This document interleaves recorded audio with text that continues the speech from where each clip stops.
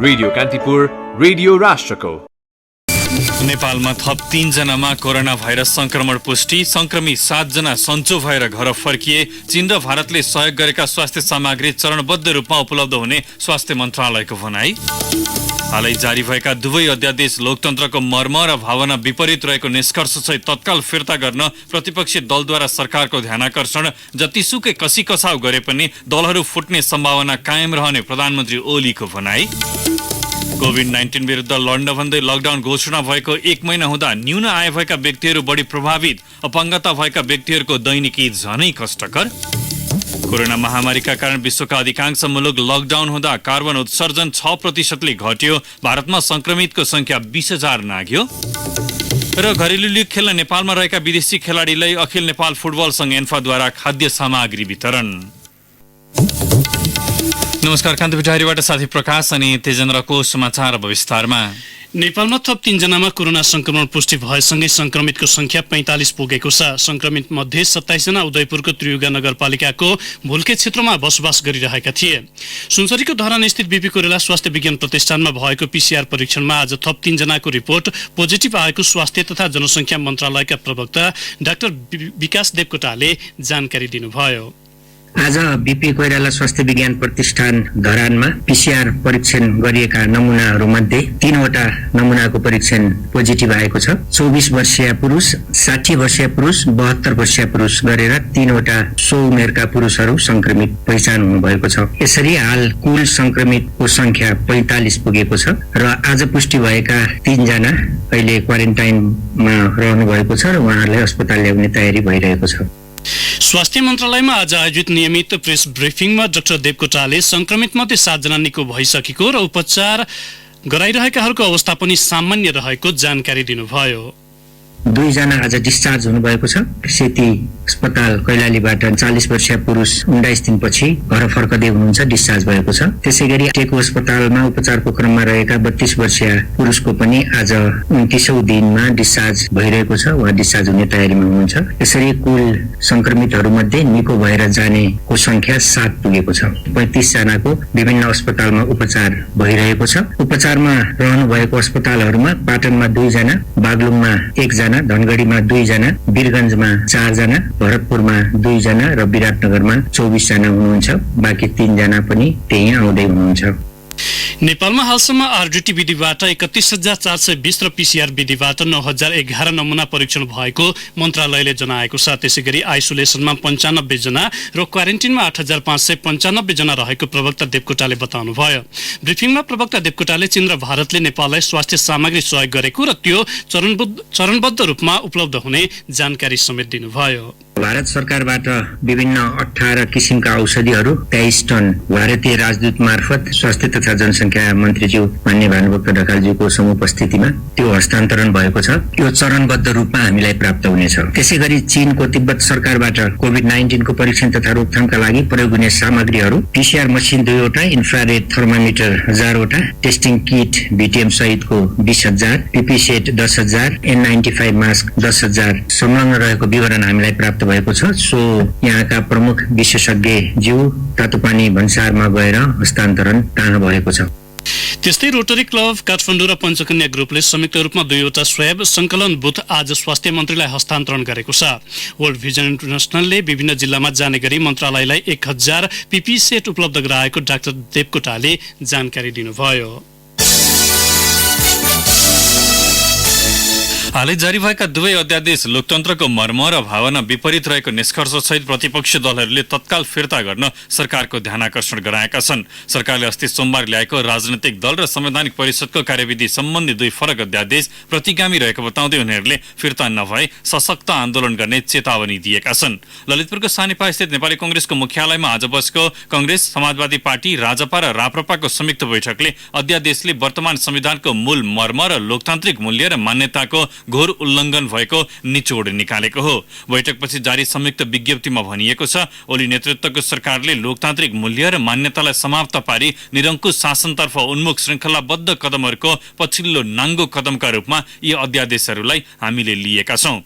अध्यादेशहरूले संविधानमाथि नै आक्रमण गरेकाले सामाजिक दूरी कायम गर्दै तत्काल संघीय संसदको अधिवेशन बोलाउन बैठकले सरकारसँग आग्रह गरेको छ। लकडाउनका समय समेत विरोधका कार्यक्रम जारी राख्ने निर्णय गर्दै दलहरूले अध्यादेश फिर्ता नलिए लकडाउन खुलेपछि आन्दोलन थप सशक्त बनाउने सहमति भएको बैठकमा सहभागी समाजवादी पार्टीका सह-अध्यक्ष राजेन्द्र श्रेष्ठले जानकारी दिनुभयो। कोरोना संक्रमण पछिको लकडाउनका कारण खाद्यान्न लगायत न्यूनतम आवश्यकताबाट जनता विमुख हुन थालेको निष्कर्ष सहित प्रतिपक्षी दलहरूले राहत उद्धार तथा संक्रमण परीक्षणको दायरा बढाउन सरकारको ध्यानाकर्षण पनि गराएका छन्। प्रधानमन्त्री तथा नेकपाका अध्यक्ष केपी शर्मा ओलीले पार्टीहरू कानूनले बाँधिन नसक्ने बताउनु भएको छ। नेताहरूको मन मिलेमा राजनैतिक दलहरू एकताबद्ध भएर जाने र मन नमिले जति कसी कसाउ गरे पनि फुट्ने प्रधानमन्त्री ओलीको भनाइ थियो। प्रधानमन्त्री निवास बालुवाटारमा आज संघीय संसदमा प्रतिनिधित्व गर्ने नेकपा सांसदसँग छलफल गर्दै ओलीले राजनैतिक दल र संवैधानिक परिषद सम्बन्धी अध्यादेश ल्याउनुको औचित्य प्रस्ट्याउने प्रयास गर्नु भएको थियो। छलफलका क्रममा सांसद भीम रावलले अध्यादेशबारे आपत्ति जनाउँदै दुवै अध्यादेशबारे पार्टीमा गम्भीर छलफल हुनुपर्ने माग गर्नु भएको थियो। अहिलेको परिस्थितिमा सरकारले अध्यादेश ल्याएर गल्ती गरेको उहाँको भनाइ थियो। जवाफमा प्रधानमन्त्री ओलीले राजनीति गर्ने नगर्ने व्यक्तिको स्वतन्त्रताको कुरा भएकाले कानूनले बाँध्न नहुने बताउनु भयो। नेकपालाई लक्षित गरेर अध्यादेश नल्याइएको प्रश्न पार्दै प्रधानमन्त्री ओलीले अहिलेको आवश्यकता र व्यक्तिगत स्वतन्त्रताका लागि अध्यादेश ल्याइएको बताउनु भयो। प्रमुख प्रतिपक्षी कांग्रेसका कारण संवैधानिक परिषद सम्बन्धी अध्यादेश ल्याएको दावी गर्दै प्रधानमन्त्री ओलीले लामो समयदेखि संवैधानिक अंगहरू रिक्त रहेकाले सजिलोसँग नियुक्तिका लागि कानूनी व्यवस्था गर्नका लागि अध्यादेश ल्याएको बताउनु भएको थियो। झण्डै 2/3 सरकार हुँदा पनि 2 वर्षसम्म संवैधानिक निकाय रिक्त रहेको भन्दै प्रधानमन्त्री ओलीले प्रतिपक्षले काम गर्न नदिएको र कोरम नपुग्दा अल्झाएर राखेकाले अध्यादेश मार्फत नियुक्ति सहज बनाउन खोजिएको प्रष्टीकरण दिनुभएको सांसद नरबहादुर धामीले बताउनु भयो। अर्का अध्यक्ष पुष्पकमल दाहालको समेत उपस्थितिमा प्रधानमन्त्री ओलीले राष्ट्रिय सभा तथा प्रतिनिधि सभामा सुदूरपश्चिम र प्रदेश 5 बाट प्रतिनिधित्व गर्ने नेकपा सांसदहरूसँग कोरोना संक्रमण र त्यसको रोकथामको उपायबारे छलफल गर्नु भएको थियो। प्रधानमन्त्री केपी शर्मा ओलीले नेपाल भारत सीमा क्षेत्रमा अड्किएका नेपालीलाई स्वदेश ल्याउने बारे तयारी भइरहेको बताउनु भएको छ। सुदूरपश्चिमबाट संघीय संसदमा प्रतिनिधित्व गर्ने नेकपा सांसदहरूसँग काठमाडौँमा आज छलफल गर्दै उहाँले प्रक्रिया पूरा गरेर सुरक्षित ढंगले स्वदेश ल्याउने उल्लेख गर्नुभयो। नेपाल ल्याएर क्वारेन्टिनमा राख्ने र स्वास्थ्य परीक्षण लगायतको व्यवस्था स्थानीय प्रशासनले गर्ने गरी तयारी भइरहेको प्रधानमन्त्रीले उल्लेख गर्नुभयो। प्रधानमन्त्री ओलीले लकडाउन भारतमा कोरोना संक्रमण नियन्त्रण नभएसम्मका लागि कायम रहने जवाफ सांसदहरूलाई सुनाउनु भएको थियो। यस्तै संस्कृति पर्यटन तथा नागरिक उड्डयन मन्त्री योगेश भट्टराईले बेरोजगार मजदुरहरूका लागि विकल्पको खोजी भइरहेको बताउनु भएको छ। लकडाउनको समयबारे यकिन नभएकाले मजदुरलाई ठूला आयोजना र हिमाल सरसफाईमा लगाउने विषयमा छलफल भइरहेको उहाँले उल्लेख गर्नुभयो। गृह जिल्ला ताप्लेजुङका पत्रकारसँग आज बिहान भिडियो कन्फरेन्स गर्दै मन्त्री भट्टराईले राष्ट्रिय गौरवका आयोजना हाइड्रो पावर कृषि फार्मिङ र हिमाल सरसफाईमा सहभागी गराउने बारे छलफल भइरहेको जानकारी दिनुभयो। कान्तिपुर डायरीमा अब ब्रेकको पालो। ब्रेकपछि कान्तिपुर डायरीमा अब कान्तिपुर सविस्तारको पालो।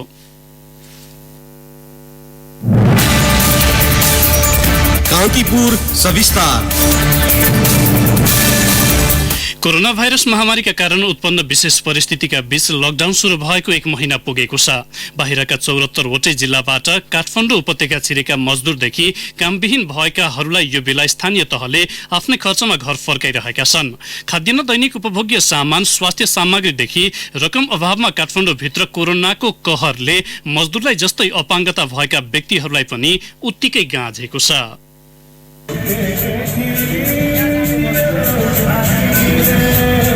एक महिना भयो काठमाडौँका व्यस्त सडकमा यसरी आफ्नो कला प्रस्तुत गर्न नपाएको। चोक सडक मन्दिर छेउ मादलको तालमा मिसिएको आवाज सुनेर भाइ बहिनी भनेर मायाले बोलाउँदै सहयोग गर्नेहरूको न्यानो स्पर्श नपाएको। चैत 11 अघि काठमाडौँका सडकहरू खुला थिए र त गाडीको आवाज सुनिन्थ्यो। सटरहरू माथि तानिएका थिए र त मान्छेहरू आउजाउ गर्थे। काठमाडौँ खुला थियो र त मान्छेको ओहोर दोहोर थामिन सक्नु थियो। लाखौंको भिडमा 2-4 जनाको नजर पर्थ्यो। त्यही भएर गुजारा चलाउन सजिलो थियो। अहिले त लकडाउन छ। त्यही भिडमा रोजीरोटी खोज्ने दृष्टिविहीन भीमबहादुर बिसी। अब त साँझ के खाम बिहान के खाम भन्ने अवस्था पनि पुगिसक्यो, किनभने कोठा भाडा लिइकन बस्नु पर्दाको अवस्था पनि एकदमै गाह्रो नै छ। त्यही दैनिकी 200-250-300 रुपियाँ सडकमा गिरिरहेको कारण त्यहीबाट आर्थिक आमदानी हुन्थ्यो र मेरो परिवार, मेरो 3टा बालबच्चा र मेरो श्रीमती यहीबाट लालन पालन गर्दै आउँदा के गरौँ भन्ने भइराखेको छ। भीमबहादुर जस्तै जोरपाटी क्षेत्रमा बसोबास गर्ने करिब 50 जना अपाङ्गता भएकाको परिवार यो बेला बिलखबन्दमा छ। जम्मा भएको सीमित रकम सकिएसँगै रित्तिएको भान्सा र पातलिँदै गएका मनकारीहरूको उपस्थितिले उनीहरूको पीडा थप बल्झाएको छ। काठमाडौँको जोरपाटी बस्ने देवराज विश्वकर्मा र कपनका सोमनाथ राईलाई आजभोलि उज्यालो नै डरलाग्दो लाग्छ रे। कोही सहयोगी दाता सहयोग गर्नुहुन्छ भने सहयोग गरिदिनु होला। म एक्लो जानेन, मेरो बालबच्चा अनि श्रीमती पनि छ जोहरूमा गीत गाएर जीविकोपार्जन गर्ने नदेख्ने अपाङ्गहरूलाई झन् निकै एकदम नै कष्टकर भइरहेको छ। जसरी भोट माग्न आउँदाखेरि घर घर गएर बुझेर उतै गर्ने व्यवस्था, त्यो व्यवस्थाले बुझेदेखि चाहिँ राम्रो हुन्थ्यो होला जस्तो लाग्छ। फरक फरक अपाङ्गताका कारण पनि समस्या निम्त्याएको पाइन्छ। दृष्टिविहीनहरूको चाहनासँग कान नसुन्नेहरूको इच्छा मेल नखानाले सबैका लागि फरक जोहो गरिदिन कठिन देखिन्छ। युवा अपाङ्ग संगठन नेपालका अध्यक्ष प्रकाश श्रेष्ठ पनि सहयोगका लागि प्रयास भइरहेको बताउँछन्। अपाङ्गता भएका साथीहरूलाई यतिखेर अब तपाईँको साधनहरू नचलेको अवस्थामा भत्ताको लागि चाहिँ ब्याङ्कमा लिन जान पर्यो भने पनि तपाईँ लगिदिने सहयोगीहरू पनि नभएको अवस्था छ कि। अर्को कुरा चाहिँ तपाईँको ओडाले समयमा भत्ताहरू पनि सम्बन्धित ब्याङ्कमा भएको साथीहरूको ब्याङ्क खातामा नहालिदिएको अवस्था छ। किनकि लकडाउन त 81 भएको हो होइन, सरकारले कुनै पूर्व तयारी गरेर भएको होइन। कतिपय अपाङ्ग साथीहरूले भत्ता पाएको अवस्थामा पनि सम्बन्धित ओडाबाट चाहिँ ब्याङ्कहरूमा नगएको अवस्था। कोरोना संक्रमणले मुलुक नै लकडाउनमा रहेका बेला स्थानीय ओडाले दिएको राहत अपुग रहेको उनीहरू बताउँछन्। तर गोकर्णेश्वर नगरपालिका वडा नम्बर 6 का वडा अध्यक्ष रमेश अर्याल सो मान्न तयार छैनन्। अपाङ्गता भएको व्यक्तिलाई विशेष प्रायोरिटीका वास्तविक पीडितलाई मैले घरमै लगाएर पनि दिएको छु। अब उहाँहरू कसैले मेरो वडामा मैले खाना पाएको छैन भनेर भन्नुहुन्छ भने मेरो मोबाइल नम्बर 9841 फेरि 41 17 57 41 17 57 मा कन्ट्याक्ट गर्नुभयो भने म उहाँहरूलाई जसरी पनि पुर्याउँछु। राहत वितरण प्रभावकारी बनाएको दाबी गर्दै आएको केन्द्र सरकारले अपाङ्गता भएकाहरूको समस्या बारे जानकार रहेको र समस्या समाधानका लागि स्थानीय तहहरूसँग समन्वय जारी राखेको बताएको छ। महिला बालबालिका तथा ज्येष्ठ नागरिक मन्त्रालयका प्रवक्ता ज्ञानेन्द्र पौडेल अपाङ्गता भएका व्यक्तिहरूको पहिलो प्राथमिकता जुन चाहिँ संरक्षण नभएकाहरूको हकमा प्राथमिकता दिएर पहिलो प्रायोरिटी स्वास्थ्य सामग्रीहरू उपलब्ध गराउने र दोस्रो कुरो अनि उहाँहरूको चाहिँ भरण पोषणको लागि आवश्यक समन्वय गरेका छौँ। त्यो पनि स्थानीय तहसँग अब अरू सङ्घ संस्थाहरूसँग चाहिँ उहाँहरूलाई भोकै बस्नु नपरोस् भनेर हामी गरेका छौँ। अरू स्वास्थ्य उपचारको चाहिँ कुनै जरुरी पर्यो भने त्यो पनि हामी काम गरेका छौँ। लकडाउनका समय राहत सामग्री वितरण भएको ठाउँसम्म जान उनीहरूका खुट्टा चल्दैनन्। राहतको प्याकेज घोषणा बारे सरकारले जारी गरेको सूचना उनीहरू देख्दैनन्। स्थानीय तहले कोरोना बारे टोल टोल घुम्दै गरेको माइकिङ उनीहरू सुन्दैनन्। सायद त्यही भएर राहतको प्याकेट उनीहरूको ढोकासम्म आइपुग्दैन। अपाङ्गता भएका जो कोही व्यक्तिको समस्या सम्बोधन हुने गरी फरक कार्यविधि मात्र होइन, सहयोगी हातहरूको उपस्थिति पनि बाक्लै आवश्यक छ। रेडियो कान्तिपुरका लागि दिवा भट्टराई।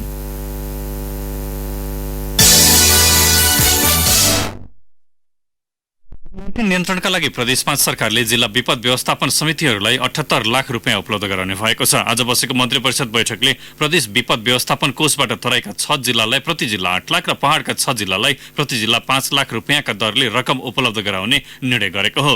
प्रदेश सरकारले स्थापना गरेको विपद व्यवस्थापन कोषमा 10 करोड रकम विनियोजन गरिएको छ। प्रदेशको आन्तरिक मामिला तथा कानून मन्त्रालयले व्यवस्थापन गर्ने कोषमा अहिले 9 करोड 9 लाख रुपियाँ बचत छ। 91 लाख रुपियाँ विभिन्न प्रकोप पीडितहरूलाई राहत वितरण खर्च भएको मुख्यमन्त्रीको कार्यालयले जनाएको छ। कोरोना भाइरस नियन्त्रण तथा रोकथामका लागि सिर्जित नयाँ खालको परिस्थितिले भूकम्पपछिको पुनर्निर्माण र पुनर्स्थापना कार्यमा पनि गम्भीर प्रभाव परेको राष्ट्रिय पुनर्निर्माण प्राधिकरणले जनाएको छ। लकडाउनले कामदारदेखि आवश्यक सामग्रीको समेत अभाव भएको प्राधिकरणको भनाइ छ। भूकम्पपछिको 5 वर्षमा प्राप्त उपलब्धिबारे जानकारी दिँदै प्राधिकरणले राजनैतिक अस्थिरता, नाकाबन्दी, जनशक्ति र वित्तीय स्रोतको अभाव, भौगोलिक विकटताका कारण पुनर्निर्माणमा सोचे अनुसारको उपलब्धि हासिल हुन नसकेको स्वीकार गरेको छ। आगामी पौष 12 गतेसम्म म्याद रहेको प्राधिकरणले हालसम्म 86.5% पुनर्निर्माणको काम सम्पन्न गरेको छ। सबैभन्दा बढी निजी आवास पुनर्निर्माणमा 88% उपलब्धि हासिल गरेको प्राधिकरणले जनाएको छ। प्राधिकरणले 4,94,044 अर्थात् 63% लाभग्राहीको निजी आवास पुनर्निर्माण सम्पन्न भएको उल्लेख गरेको छ। रोल्पामा 4 दिनको अवधिमा 2000 बढी मान्छे जिल्ला प्रवेश गरेका छन्। कोरोना भाइरस संक्रमण देखिएको चितवन, काठमाडौँबाट पनि मान्छेको हुल हुज्जत रोल्पा पुगेको छ। यसले कोरोना भाइरस संक्रमणको जोखिम बढ्ने भन्दै स्थानीय त्रसित देखिएका छन्। 4 दिनको अवधिमा 2193 जना मजदुर तथा अन्य मान्छेहरू रोल्पा पुगेका छन्। कोरोना भाइरसको संक्रमण देखिएको चितवन, काठमाडौँबाट पनि रोल्पामा मान्छे भित्रिएका छन्। यसले रोल्पामा कोरोना भाइरस संक्रमणको जोखिम बढ्ने देखिएको भन्दै स्थानीयहरू त्रसित हुन थालेका छन्। स्थानीय नन्दराम खड्गा अब कतिपय चितवनबाट पनि आछ, चितवनमा संक्रमण देखिया छ, त्यस हिसाबले अब केही जोखिम हुन सक्छ भन्ने चाहिँ मलाई लागेको छ। संक्रमण देखिएकै स्थलबाट आएका हुनाले अब रिस्क चाहिँ हुन सक्छ। बाहिरबाट आएका मान्छेहरूलाई क्वारेन्टिनमा राखिए पनि प्रभावकारी हुन सकेको छैन। क्वारेन्टिनमा बसेकाहरू पनि बाहिर निस्कने गरेको गुनासो स्थानीयले गरेका छन्। स्थानीय जनक पुन जोखिम चाहिँ हुन्छ हैन, तर जोखिम सँगसँगै यसले सावधानी अप्नाउनु पर्यो। यो सावधानी अप्नाउने कुरामा चाहिँ अलिकति सुझाव छ। यो व्यवस्थापन गर्ने सन्दर्भमा अलिकति भद्रकोल देखियो। यहाँ भने जस्तो क्वारेन्टाइनको मापदण्ड अनुसार राख्न सकेका छैन हैन। क्वारेन्टाइनमा राख्दै गर्दाखेरि बाहिरका मान्छेहरू जाने आउने यताउति कुराहरू हैन, पश्चिमले बाहिर ननिस्किने जुन व्यवस्था गर्नुपर्ने, तर यहाँ चाहिँ क्वारेन्टाइनमा राख्यो। के देखा छ भनेपछि त्यो क्वारेन्टाइनबाट बाहिर मान्छे निस्केर यताउता अलिकति तलफल गरेको बुझिन्छ। यता रोल्पा प्रशासनले भने बाहिरबाट आएका सबै मान्छेलाई कम्तीमा 2 हप्तासम्म अनिवार्य रूपमा क्वारेन्टिनमा राख्नका लागि सबै वडाभित्र रहेका सामुदायिक विद्यालयलाई क्वारेन्टिनका रूपमा बनाइएको जनाएको छ। बाहिरबाट आएका मान्छेलाई क्वारेन्टिनमा राख्ने बारेमा केही स्थानीय तहमा कमजोरी भएको प्रशासनले पनि जनाएको छ। रोल्पाका प्रमुख जिल्ला अधिकारी लक्ष्मण ढकाल हजुर क्वारेन्टाइनमा अनिवार्य राख्नुहोस् भनेर भनेको छ। गभर्नमेन्टले अलिकति कम्प्लेन आएको छ। कस्तो भयो यो सबै जिल्लाभरि पुग्न पनि सकिएन। माने अब मान्छेको विचित्र गाउँहरू देखियो, तर त्यहाँ प्रहरीलाई होइन जनप्रतिनिधिहरूलाई कडी-कडा गर्न सानेको छ। कम्तीमा 2 हप्तासम्म क्वारेन्टिनमा राख्ने र कुनै लक्षण देखिएमा अस्पतालको आइसोलेसनमा राखिने डाक्टरहरू बताउँछन्। कुनै शंका लागेमा नजिकैको स्वास्थ्यकर्मीबाट ज्वरो मापन गर्ने र त्यस्तो कुनै पनि लक्षण देखा परेमा अस्पतालमा रेफर गरिनेछ। 14 दिन क्वारेन्टिनमा बस्दा कुनै लक्षण देखा नपरे पनि र्यापिड टेस्ट गरेर त्यसको रिपोर्टको आधारमा मात्र घर जान दिइने अस्पतालले जनाएको छ। रोल्पा अस्पतालका डाक्टर अनिल केसी जुनसुकै ठाउँबाट आयो भने अनिवार्य रूपमा 14 दिन चाहिँ क्वारेन्टाइनमै राख्ने। होम क्वारेन्टाइन भने कि क्वारेन्टाइनै बनाएर हरेक पालिका स्तरमा क्वारेन्टाइन बनाएर क्वारेन्टाइनमै राख्ने। 14 दिनभित्र लक्षण देख्यो भने त्यो बेला अस्पतालमा ल्याएर आइसोलेसनमा राख्ने। लक्षण देखेन भने 14 दिन कम्प्लिट भइसकेपछि त्यसको र्यापिड डायग्नोस्टिक टेस्ट आरडिटी गरेर आरडिटीमा रिजल्ट कस्तो हुन्छ त्यसपछि मात्रै घर पठाउने भन्ने निर्देशन छ। यसअघि विभिन्न देश र बाहिरी जिल्लाबाट रोल्पा आएका 266 जनालाई क्वारेन्टिनमा राखेको जिल्ला प्रशासन कार्यालय रोल्पाले जनाएको छ। रेडियो कान्तिपुरका लागि पहलमान घरती, रोल्पा।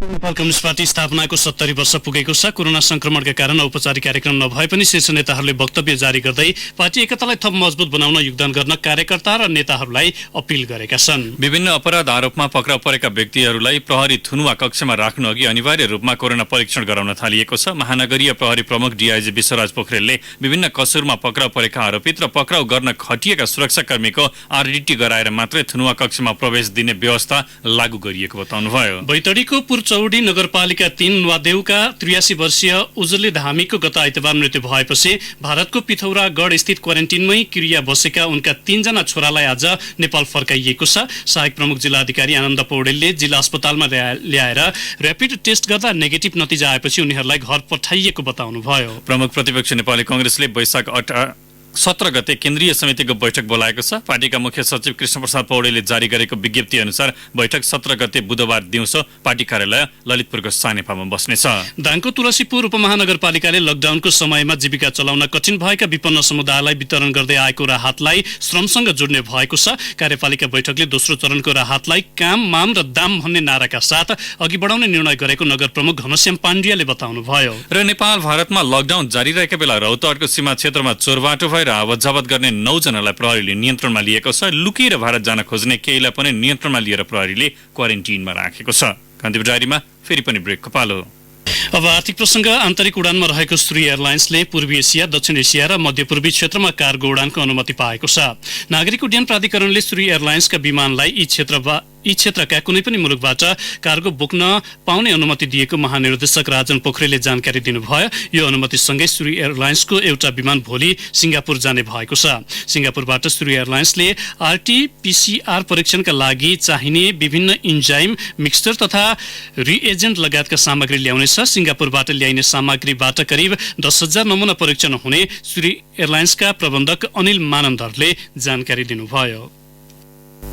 अब अन्तर्राष्ट्रिय समाचार। विश्वभर हालसम्म 25,82,529 जनामा कोरोना भाइरस संक्रमण पुष्टि भएको छ। मृत्यु हुनेको संख्या 1,78,481 पुगेको अमेरिकाको जोन हपकिन्स विश्वविद्यालयले उल्लेख गरेको छ। अमेरिकामा सबैभन्दा बढी 45,343 जनाको मृत्यु भएको छ। कोरोना भाइरस संक्रमित 6,95,324 जना निको भएका छन्। संक्रमणबाट बेलायतमा 69 स्वास्थ्य कर्मी सहित 17,337 जनाको मृत्यु भएको छ। कतारमा 608 नयाँ संक्रमित भेटिएका छन्। संक्रमण फैलने क्रम तीव्र भएपछि स्पेन, युक्रेन र इन्डोनेसियाले जारी लकडाउनको समयावधि थप बढाउने तयारी गरेका छन्। यसैबीच जर्मनीले कोरोना भाइरस विरुद्धको खोप मानिसमा परीक्षणका लागि अनुमति दिएको छ। 200 व्यक्तिमा सो परीक्षण हुने अल जजिराले उल्लेख गरेको छ। इजरायलले विवादास्पद गाजा क्षेत्रबाट संकलन गरिएका नमुना परीक्षण गर्न अस्वीकार गरेको छ। भारतमा 2 दिनका लागि र्यापिड टेस्टिङ किटबाट परीक्षण रोकिने भएको छ। आरडीटी किटको विश्वसनीयतामाथि प्रश्न उठिरहेका बेला इन्डियन काउन्सिल फर मेडिकल रिसर्चले 2 दिनका लागि सो किटको प्रयोग नगर्न सबै राज्यहरूलाई निर्देशन दिएको छ। भारतमा हालसम्म संक्रमणबाट 20,178 जना संक्रमित भएका छन् भने 645 जनाको मृत्यु भएको छ। अमेरिकाको मिजौरी प्रान्तले कोरोना संक्रमण फैलिनुमा जिम्मेवार रहेको भन्दै चीन सरकार विरुद्ध मुद्दा दायर गरेको छ। कोरोना महामारीलाई लिएर चीनमाथि आरोप लागिरहँदा मिजौरीले सो मुद्दा दायर गरेको हो। विश्व जलवायु संगठनले कोरोना महामारीका कारण विश्वका अधिकांश मुलुक लकडाउन हुँदा कार्बन उत्सर्जन 6% घटेको तथ्याङ्क सार्वजनिक गरेको छ। पृथ्वीमा दोस्रो विश्वयुद्धपछिकै न्यून कार्बन उत्सर्जन भएको तथ्याङ्कले देखाएको हो।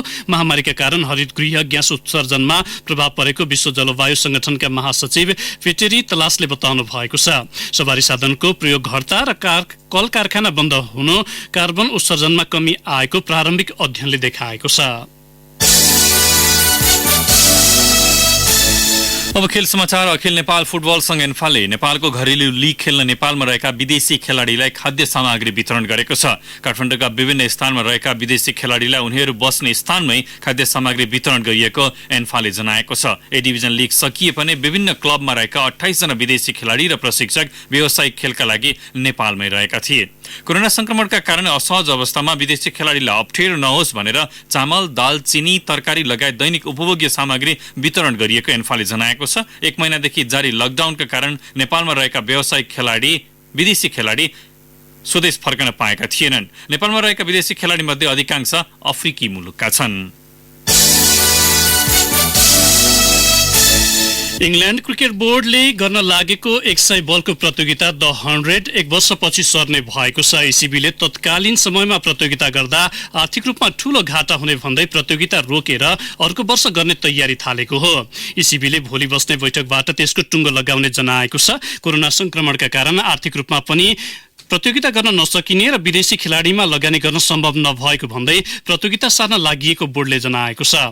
इङ्ल्यान्ड क्रिकेटले खर्चिलो प्रतियोगिताको सट्टा आर्थिक लाभका दृष्टिले सहयोग पुर्याउने खालका प्रतियोगितालाई अघि सार्ने गृह कार्य पनि सुरु गरेको छ। पछिल्लो अवस्थाले पहिलो 5 सत्रमा घाटा पुर्याउने भविष्यवाणी गरेको इसिबीले हरेक राज्यलाई दिइने 1.3 मिलियनको सहयोगले ठूलो व्ययभार थपिने उल्लेख गरेको छ। बोर्डले यो वर्ष 7 मिलियन पाउन्ड नोक्सान हुने प्रारम्भिक प्रक्षेपण समेत गरेको छ। अवस्था कान्तिपुर डायरी अहिले यहीँ सकिन्छ। प्रकाश र तेजेन्द्र बिदा हुन्छौँ। नमस्कार। सूचना र मनोरञ्जनको संवाहक रेडियो राष्ट्रको रेडियो कान्तिपुर।